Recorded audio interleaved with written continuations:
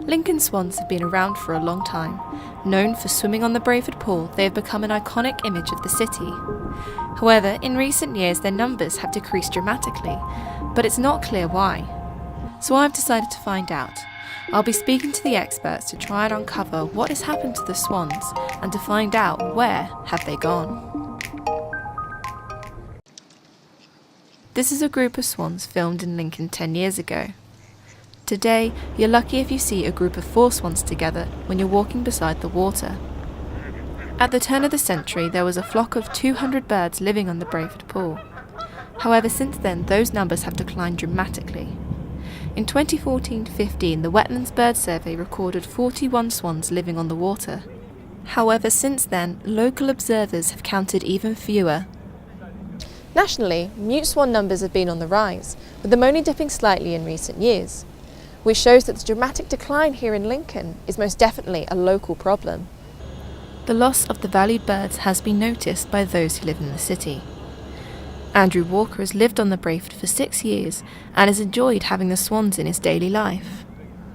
I feed them all the time, and they come up to the boat at night and stuff like that. And when the young ones are there as well, you of course you do. You build up, you think, a relationship with them. But of course, I never know the difference between any of them. But they certainly come up to the boat and they're very, very sort of friendly, really, because they'll put their head right over the side of the boat, take the food out of your hand, and stuff like that. So it's pretty cool. Lincoln's relationship with swans isn't a modern one. It's a connection that goes back over 900 years.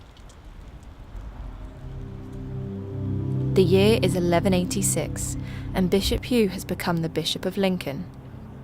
He was well known for his kindness and love of animals, and was responsible for helping to repair Lincoln Cathedral after it was badly damaged in an earthquake in 1185.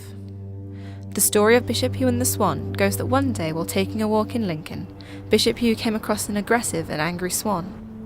Hugh went to the swan and calmed the bird, who ultimately became his friend and companion. The swan took to following Bishop Hugh around Lincoln and would reportedly stand by his bedside while Hugh slept.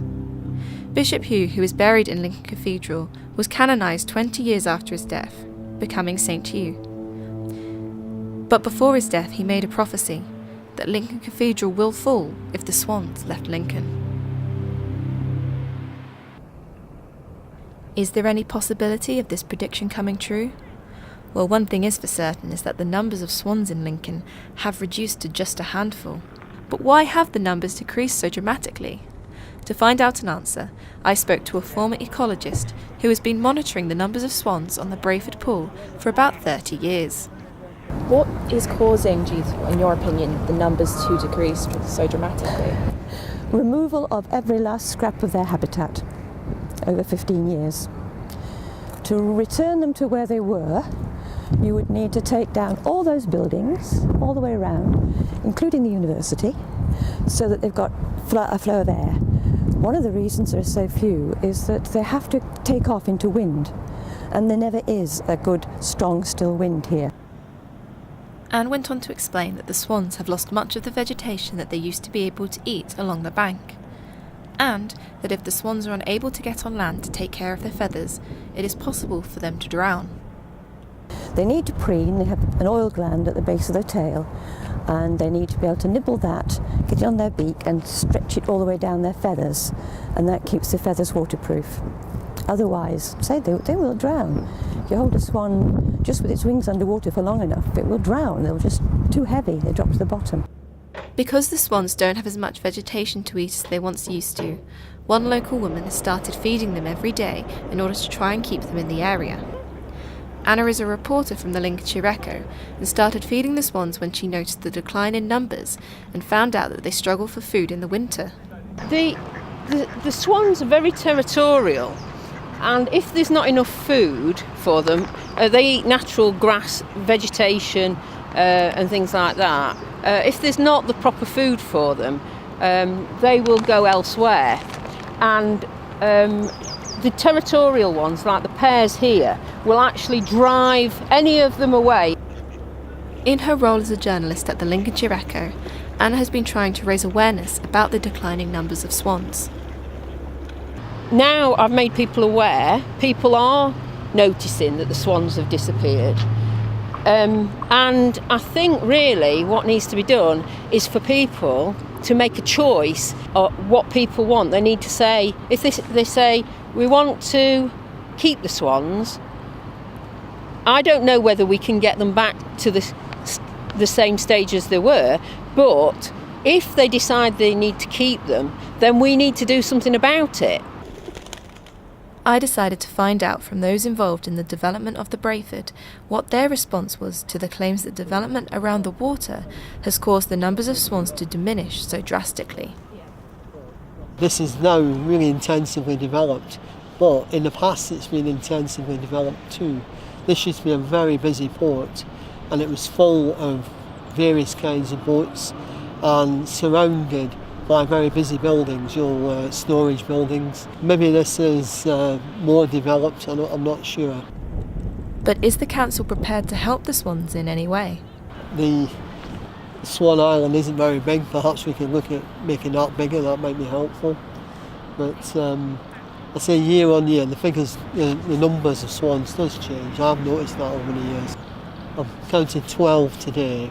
It doesn't seem like a lot actually, but I guess they're wild animals, and nobody's going to tell them where to go.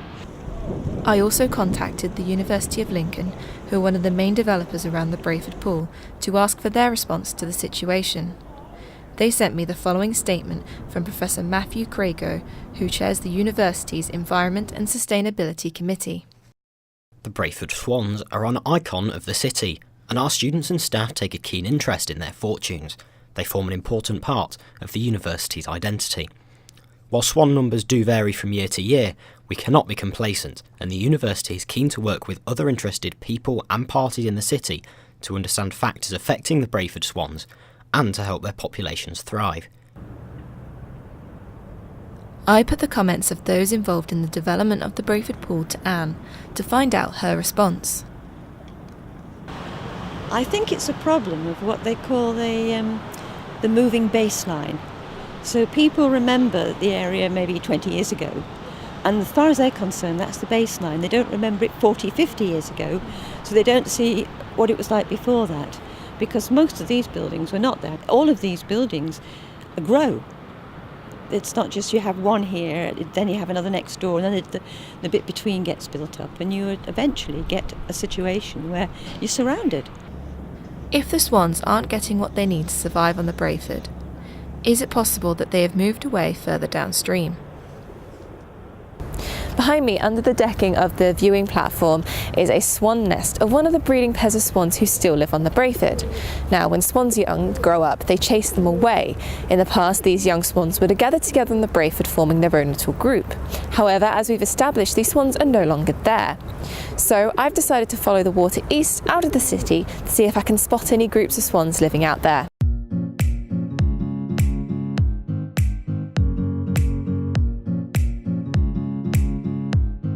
It doesn't take long after leaving the centre of Lincoln before you reach grassy banks and countryside. Surprisingly, however, there aren't many swans to be found along the way. So I followed the river along about 2.5 miles outside of Lincoln. I counted a total of 2 swans along the way, which means that wherever the swans have gone to, they've gone a lot further than the outskirts of Lincoln. Most of the swans may not be in or near Lincoln, but it's not too late to help those who are still here stay on the Brayford. Would the possibility of an expansion to the island suggested earlier by Councillor Neil Murray help? It might be possible, with a lot of effort, certainly expanding the island a lot, but it doesn't need to be posh. It could as easily be just pontoons that can come out. But we had thought of something. You can also do a thing with piles of tyres. If you pile those on the bottom, linked together, and then fill that up with soil, that will grow plants. So you could have those close to or between the pontoons attached to them. Something like that, so you've got more habitat, more spread out, but make a big feature of the island. But any changes to help the swans would need to be made soon.